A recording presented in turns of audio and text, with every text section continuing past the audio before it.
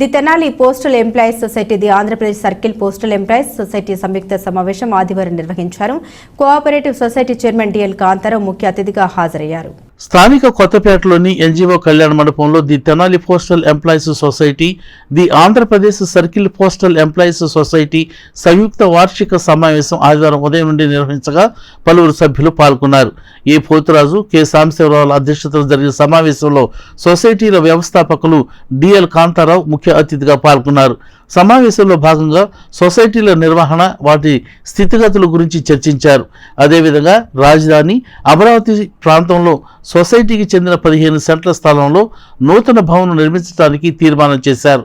సమావేశంలో Guntur P&T society కార్యదర్శి B Subbarao తదితరులు పాల్గొన్నారు. జనరల్ బాడీ మీటింగ్ నిర్వహించవలసి ఉన్నందున ఈ P&T సొసైటీ, మన పోస్టల్ కోఆపరేటివ్ సొసైటీ మరియు Andhra Pradesh circle postal cooperative society, రెండు సొసైటీలకి సంబంధించినటువంటి 2 జనరల్ బాడీ మీటింగులు ఇవాళ తెనాలిలో జరుపుకోవడం జరిగింది. అయితే మేము మా తెనాలి పోస్టల్ కోఆపరేటివ్ సొసైటీలో 1000 మంది సభ్యులు ఉన్నారు.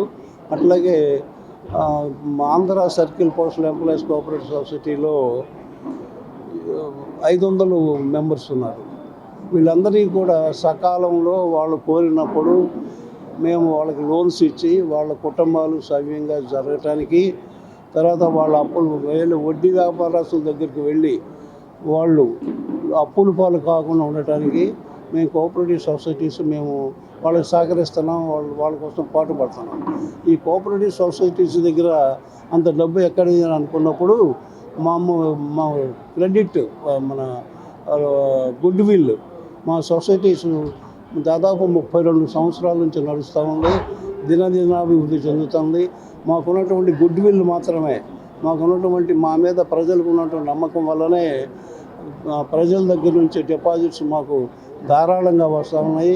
ఆ డబ్బు మేము ఏం చేస్తాము అంటే 1% వడ్డీ, డిపాజిట్ ఇచ్చేటటువంటి అమౌంట్ కన్నా 1% ఎక్కువతో ఎంప్లాయీస్కి లోన్స్ ఇస్తూ ఉంటాం మేము.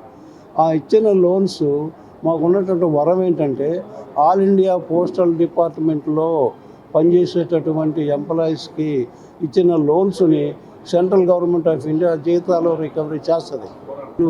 అక్కడ మేము నిర్వహిస్తూ కూడా మేము అపార్ట్మెంట్ రూపంలో కట్టి అపార్ట్మెంట్ని అద్దెలకి ఇచ్చి సొసైటీ యొక్క ఆదాయాన్ని మేము పెంచడం కోసంగా కృషి చేస్తామని చెప్పేసి మనవి చేస్తాం.